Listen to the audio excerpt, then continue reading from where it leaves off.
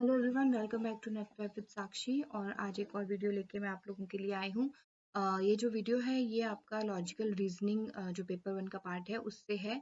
Indian logic आपने सुना होगा, ये थोड़ा सा कंफ्यूजिंग टॉपिक भी है क्योंकि आप लोगों ने या मैंने भी इसे कभी पहले पढ़ा नहीं था। जब ये एड ऑन हुआ आपके सिलेबस में पेपर 1, उसके बाद ही हमने इसके बारे में जाना कि एक्चुअल में होता क्या है। तो इसी की वजह से मैं ये टॉपिक आप लोगों के लिए लेके आई हूँ क्योंकि बच्चों को इसमें थोड़ा सा कंफ्यूजन होता है और थोड़ी सी परेशानी होती है इसे समझने में। तो इसीलिए ये टॉपिक मैं आप लोगों के लिए लेके आई हूँ। सबसे पहले मेरा छोटा सा इंट्रोडक्शन। मैं पीएचडी कर रही हूँ सेंट्रल यूनिवर्सिटी ऑफ जम्मू से, 4 बार नेट क्वालिफाई कर चुकी हूँ और 2 साल का मुझे असिस्टेंट प्रोफेसर का एक्सपीरियंस है। तो फ्रेंड, सबसे पहले हाँ, हम जानते हैं कि इंडियन लॉजिक होता क्या है, क्योंकि जो सबसे पहले हमारे दिमाग में क्वेश्चन आता है वो यही होता है कि इंडियन लॉजिक क्या होता है। जैसे कि आपको पता है कि जो लॉजिक होता है वो क्या होता है, इन्फेरेंसेस और आर्गुमेंट्स की स्टडी को हम बोलते हैं। ठीक है, तो ये जो चीजें हैं ये हमारे जो ऋषि मुनि हैं ये बहुत पहले से यूज कर रहे हैं, around before 6th century BC से। इसके जो आप एग्जाम्पल या आप कहेंगे कि आपको अगर आप मतलब जानना चाहते हैं तो आपको संस्कृत के ग्रामर के जो रूल्स है पाणिनि के, उससे आपको इसका एविडेंस मिल जाएगा। ठीक है, जो कि 5th century बीसी के अराउंड में लिखे गए थे। तो इसीलिए हम ये बोलते हैं कि जो ये लॉजिक है ये इंडिया में भी यूज हो रहा था। तो इंडियन लॉजिक को भी हमें समझना चाहिए, बिकॉज बीइंग इन इंडियन हमें भी पता होना चाहिए कि इंडिया में जो लॉजिक यूज हो रहा था वो किस तरीके का था और उसको कितना एक्यूरेट है और कितने उससे हमें इसको पढ़ना चाहिए। ठीक है, तो ये हम इसीलिए शायद नेट के पेपर 1 के सिलेबस में भी इसे डाला गया है। ठीक है, तो सबसे पहले हम इसमें जो इसके पार्ट्स हैं उसको पढ़ने की कोशिश करते हैं कि ये कैसे क्या क्या इसमें चीजें हैं।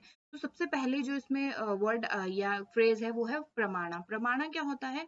द मीन्स और proofs that leads to knowledge. अब आप अगर आप इसको हिंदी में पढ़ें प्रमाण, तो प्रमाण आपको पता है कि प्रमाण क्या होता है। प्रमाण एक, आप कहते हैं, प्रूफ होता है। ठीक है, तो अगर ये क्या है, इसको हम नॉलेज, जो कोई हमें नॉलेज का प्रूफ देता है, ठीक है, तो इसको हम क्या बोलते हैं, प्रमाण बोलते हैं। ठीक है, तो हमारे जो प्रमाण हैं वो 6 तरीके के प्रमाण हैं अभी जो हम पढ़ेंगे। सबसे पहले हमारा प्रत्यक्ष होता है, अनुमान होता है, उपमान होता है, अर्थपत्ति होता है, अनुपलब्धि होता है और शब्द होता है। ठीक है, तो ये आपके प्रमाण हैं जिनके थ्रू हम नॉलेज को गेन करते हैं। ठीक है, तो सबसे पहले हम पढ़ते हैं प्रत्यक्ष को। प्रत्यक्ष को हम इंग्लिश में परसेप्शन भी बोलते हैं। प्रत्यक्ष means that which is present before the eyes, clear and evident. प्रत्यक्ष का मतलब है कि जो भी हमारी आंखों के सामने है, बिल्कुल क्लियरली विजिबल है, उसे हम प्रत्यक्ष कहते हैं। जैसे कि आपने हिंदी में आपने हिंदी में इस वर्ड का मीनिंग भी आपको पता होगा। प्रत्यक्ष का मतलब होता है जो हमारे आंखों के बिल्कुल सामने हो। ठीक है, तो प्रत्यक्ष, जब कोई चीज हमारे बिल्कुल आंखों के सामने है तो हमें उसकी नॉलेज है कि हाँ ये चीज है।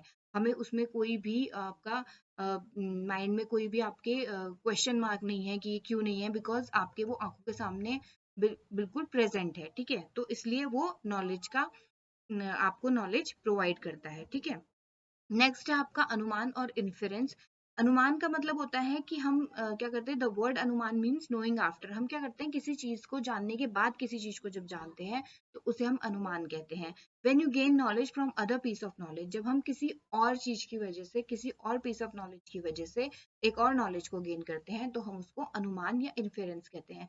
जैसे कि आपने देखा होगा कि जब हमें पता है कि जहां पर भी धुआं होता है वहां पर आग जरूर होती है, तो इसका मतलब ये होता है कि हम कई बार अनुमान लगाते हैं कि अगर कहीं पे धुआं है तो वहां पर आग होगी। ठीक है, तो इसको हम क्या कहते हैं, जब हम किसी नॉलेज को गेन कर रहे हैं ड्यू टू आवर इन्फेरेंस और हमारा जो अनुमान है उससे।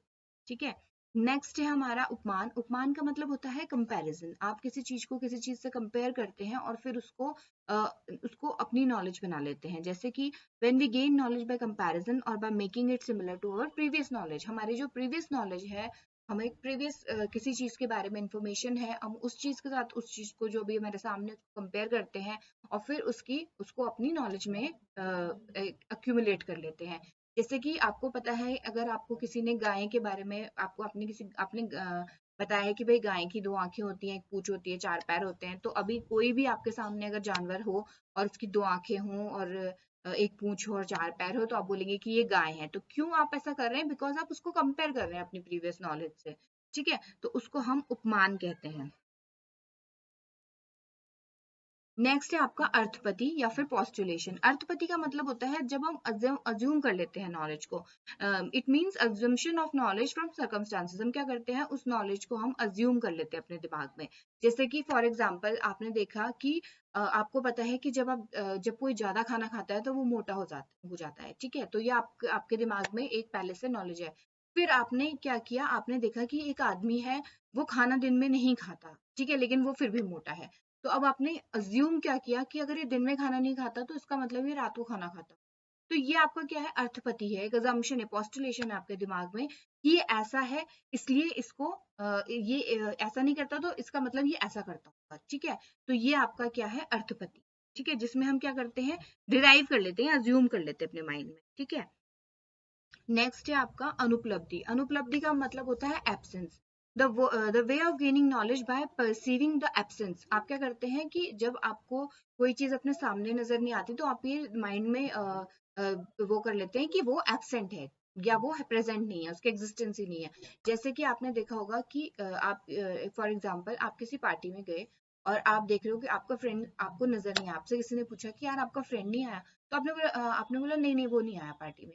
हाउएवर आपने उसको, हो सकता है वो आया हो, आपकी आंखों के सामने नहीं आया, लेकिन आप ये बोलते हो कि नहीं नहीं वो तो नहीं आया, बिकॉज वो आपकी आंखों के सामने नहीं है, ठीक है। तो ये क्या है, ये आपकी वो नॉलेज है जो आप एब्सेंस से, किसी के एब्सेंस से परसीव कर रहे हो, ठीक है। तो ये आपका होता है अनुपलब्धि। नेक्स्ट है आपका शब्दा और वर्बल टेस्टिमनी। शब्दा तो आपको वर्बल टेस्टिमनी आपको समझ में आ होगा, जब आपको कोई कुछ वर्बल स्टेटमेंट बोलता है और आप उसको नॉलेज मान लेते हैं तो उसको आप शब्दा बोलते हैं। हाउएवर ये अभी कितना आप मतलब इस चीज को हम कितना मानते हैं या नहीं ये अलग बात है। बट शब्दा ज्यादातर आप किसी रिलायबल पर्सन के बारे में बोला जाता है। जैसे कि आपने देखा होगा पहले के टाइम में या अभी भी आप कोई सत्संग में जाते हैं या कोई आपको पता है कि कोई जो आप जिसको आप समझते हो संत महात्मा है, वो कुछ आपको बोल रहा होता है तो आप उसके बोले हुए वर्ड्स को या बोले हुए स्टेटमेंट्स को आप क्या बोलते हो कि ये नॉलेज है, ठीक है। तो उस चीज को हम क्या बोलते हैं, शब्दा बोलते हैं, वर्बल टेस्टिमनी बोलते हैं। जब किसी और के बोले हुए वर्बल स्टेटमेंट को किसी रिलायबल पर्सन के आप उस चीज को नॉलेज मान लेते हैं तो उसको आप शब्दा या वर्बल टेस्टिमनी बोलते हैं। तो ठीक है फ्रेंड्स, ये आपके 6 तरीके के प्रमाणा हैं, ठीक है, जो आपके इंडियन लॉजिक में यूज होते हैं। और कौन कौन से जो स्कूल्स हैं वो इनमें से कौन कौन से प्रमाणास को मानते हैं, ये हम अगली वीडियो में पढ़ेंगे, ठीक है। तो आई होप ये वीडियो आपको पसंद आया होगा और आपको समझ में भी आया होगा कि इंडियन लॉजिक क्या है। और तो अगर आपको कोई क्वेरी है तो आप कमेंट सेक्शन में पूछ सकते हैं। एंड थैंक्स फॉर वॉचिंग और देखते रहिए net prep with Sakshi. Thank you.